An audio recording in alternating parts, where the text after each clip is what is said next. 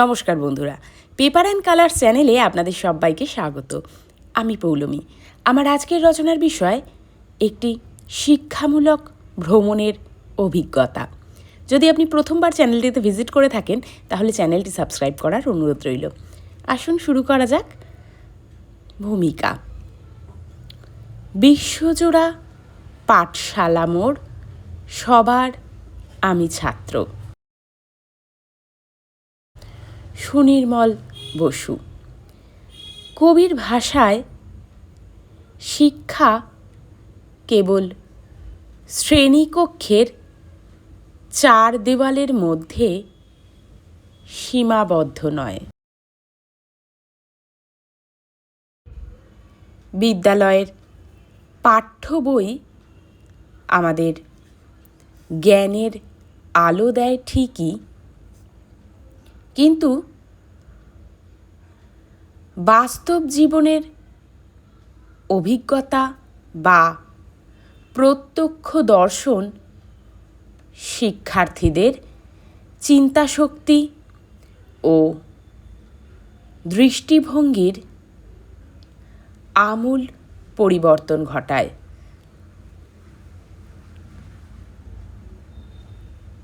শিক্ষামূলক ভ্রমণ হল সেই মাধ্যম যার সাহায্যে আনন্দের সাথে বাস্তব অভিজ্ঞতা, প্রত্যক্ষ জ্ঞান স্থায়ীভাবে স্মৃতির আকারে জমা রাখা যায়।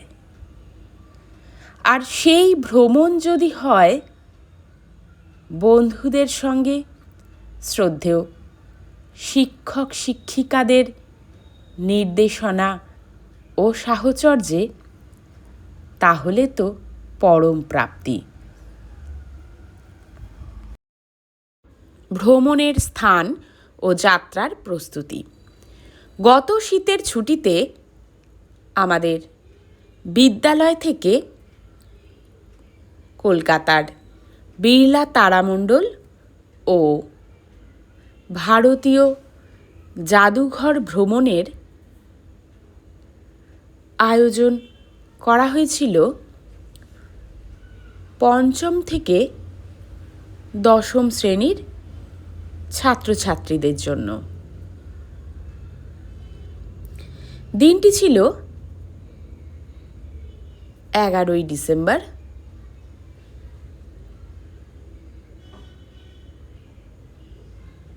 সময় দেওয়া হয়েছিল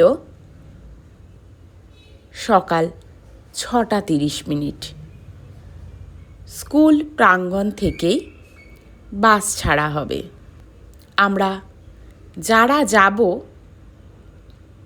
তারা সবাই সঠিক সময়ে স্কুলে পৌঁছে যাই। সেখানে শিক্ষক মহাশয়রা আমাদের প্রয়োজনীয় নির্দেশ দেন এবং মাথা গুনে বাসে উঠিয়ে দেন। যাত্রাপথের অভিজ্ঞতা।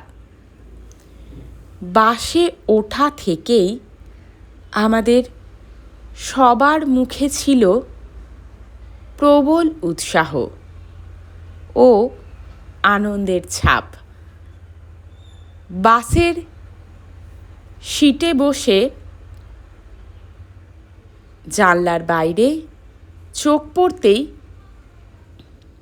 দেখলাম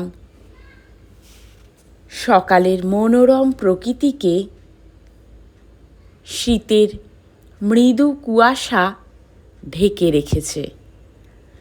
সময় যত গড়ালো দেখলাম চারিপাশে হালকা রোদে সবুজ গাছপালা ঝলমল করছে। অন্যদিকে সব বন্ধুরা সিট ছেড়ে উঠে দাঁড়িয়ে গানের তালে নাচছে, কেউ বা গল্প করছে, আনন্দ করছে।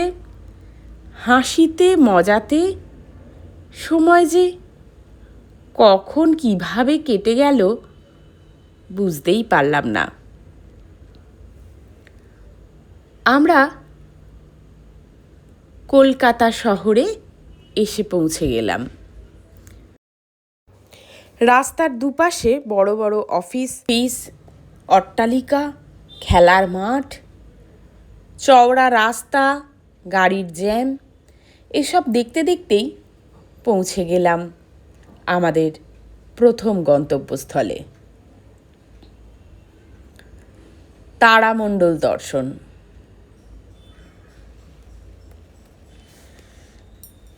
আমাদের প্রথম গন্তব্য ছিল বিড়লা তারামণ্ডল। সেখানে যে শো দেখানো হয় তা দেখার জন্য শিক্ষক মহাশয়রা ব্যবস্থা করলেন। বাইরে থেকে তারামণ্ডলটি দেখতে গম্বুজাকৃতি, যা সাঁচির বৌদ্ধ স্তূপের আদলে নির্মিত। এটি এশিয়ার বৃহত্তম ও বিশ্বের দ্বিতীয় বৃহত্তম প্ল্যানেটোরিয়াম হিসাবে পরিচিত। আমরা সবাই অপেক্ষা করছিলাম ভিতরে প্রবেশ করার জন্য। তারপর নির্ধারিত সময় আমাদের ঢুকতে দেওয়া হলো। ভিতরে অনেক বসার সিট। সেখান থেকে বসে মনে হলো রাতের খোলা আকাশের নিচে বসে আছি। শো শুরু হলো। রাশিচক্র, সৌরমণ্ডল, নক্ষত্র, গ্রহদের গুরুত্ব, পৃথিবী সৃষ্টির বর্ণনা, ধ্বংস হবার সম্ভাব্য কারণ, সব কিছু দৃশ্য ও শ্রাব্য মাধ্যমে ৪৫ মিনিট ধরে দেখলাম এই শো। আর ততই মুগ্ধ হলাম এ সকল অজানা তথ্য, অচেনা সৌরজগৎকে জানার আনন্দে। জাদুঘর দর্শন। আমাদের পরবর্তী গন্তব্য ছিল ভারতীয় বৃহত্তম জাদুঘর। সেখানে প্রবেশ করতেই মনে হলো যেন ইতিহাসের এক বিশাল দরজা আমাদের সামনে খুলে গেছে।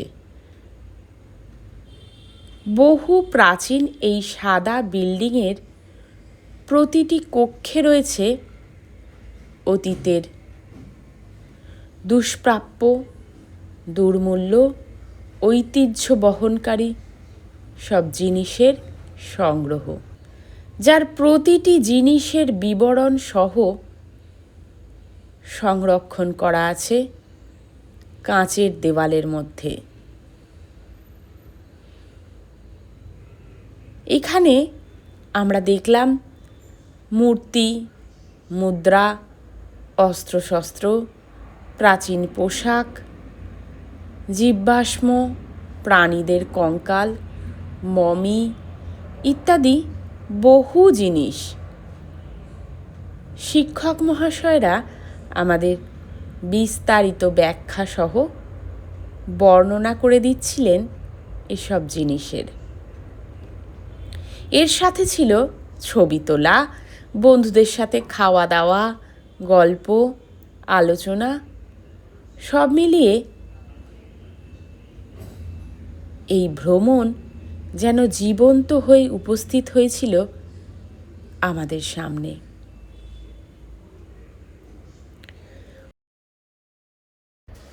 অভিজ্ঞতা ও উপলব্ধি।